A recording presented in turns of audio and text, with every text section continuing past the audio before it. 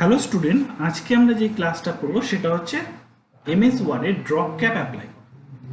Drop ক্যাপটা কি তোমরা ম্যাগাজিন বা নিউজ পেপারগুলোতে দেখবে যে ফার্স্ট লেটারটা প্যারাগ্রাফে ফার্স্ট লেটারটা বড় করা থাকে এবং 2-3টে লাইনের মধ্যে থাকে, এটাকে ড্রপ ক্যাপ। তো সেটা করার জন্য আমাকে কি করতে হবে? ফার্স্ট উইন্ডোজ কি প্লাস আর প্রেস করছি, করে নিয়ে ওয়ার্ড ওপেন করছি। তাহলে ওয়ার্ড ওপেন করার জন্য লিখতে হবে কি WinWord, WINWORD, WinWord লিখে এন্টার দেবো। এইবার ড্রপ ক্যাপটা কীরকম দেখতে হয় তো আমরা নিউজ পেপার অবশ্যই দেখেছি, কিন্তু তাও আমি আরেকবার দেখিয়ে দিচ্ছি। প্রত্যেকে নিউজ পেপার বা ম্যাগাজিন দেখেছি। এই যে দেখে নাও, এই যে এই লেখাটার মধ্যে, এই প্যারাগ্রাফটার মধ্যে এম লেখাটা বড় হয়ে আছে এবং এম লেখাটা দেখো 1 2 3 4টে লাইনের মধ্যে আছে। এইরকম যদি করতে চাই তাহলে আমাকে কি করতে হবে? তাহলে ওয়ার্ডে ফার্স্ট এরকম করতে গেলে আমাকে কি করতে হবে? একটা প্যারাগ্রাফ লিখতে হবে। তো আমি এখান থেকে র্যান কমান্ড ইউজ করছি।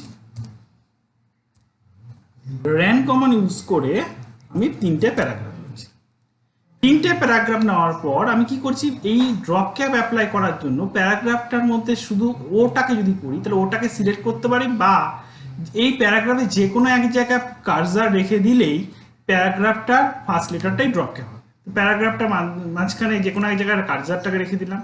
রেখে দেওয়ার পর এখান থেকে চলে যাব ইনসার্ট ট্যাব।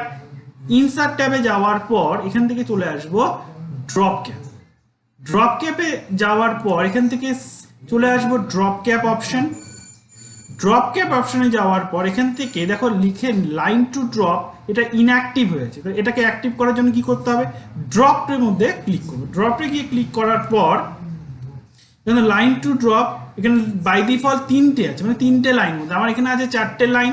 আমি বললাম না, আমি 4টে লাইন, 3টে নয়, আমি 2টো লাইনের মতো করবো। তো 2 লিখবো।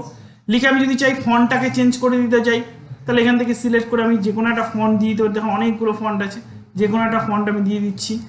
দেওয়ার পর আমি কি করব? ওকে। দেখো কি হলো, যে 2টো লাইনের মধ্যে ও লেখাটা চলে এসেছে এবং এই ফন্টটার থেকে একটু আলাদা। এরপরে যদি চাই এই ড্রপ ক্যাপে যেই ওলটা লিখেছি এই লোটাকে আমি কালার চেঞ্জ করে দিই, ওটাকে সিলেক্ট করবো। হোম ট্যাবে গিয়ে এখান থেকে ধরো কালার চেঞ্জ করে দিই, ফন্টে গিয়ে কালারটা, দেখো কালারটাও চেঞ্জ হয়ে যাবে। এবার ড্রপ ক্যাপ আরেকভাবেও করতে পারি, যে যদি বলি যে এখান থেকে যে লেখাটা লিখেছি ইউটাকে বাইরে লাইন মার্জিনে করে দেবো, তাহলে এটাকে কার্সারটাকে রাখবো। এখান থেকে ইনসার্ট ট্যাব, ড্রপ ক্যাপে গিয়ে ড্রপ ইন মার্জিন করলে মার্জিনের মধ্যে ড্রপ ক্যাপটা চলে যাবে। দেখো টোটাল প্যারাগ্রাফটার থেকে বাইরে বেরিয়ে যাবে। তার মানে আমি এইভাবেও ড্রপ ক্যাপ করতে পারি। ড্রপ ক্যাপটাকে যদি আমার মনে হয় যে ড্রপ ক্যাপটা আমার দরকার নেই, তাহলে ড্রপ ক্যাপটাকে রিমুভ করবো কি করে? রিমুভ করার জন্য কি করতে হবে? সেম একই প্রসেস। হয় ড্রপ ক্যাপের যে লেটারটাকে সিলেক্ট করতে পারি, বা প্যারাগ্রাফে যে কোনো এক জায়গায় কার্যায় রাখলেই হবে। রাখার পর ইনসার্ট ট্যাবের পরে ড্রপ ক্যাপে গিয়ে প্রথম অপশন থাকবে নানে গিয়ে ক্লিক করে দেখো ড্রপ ক্যাপটা নেই।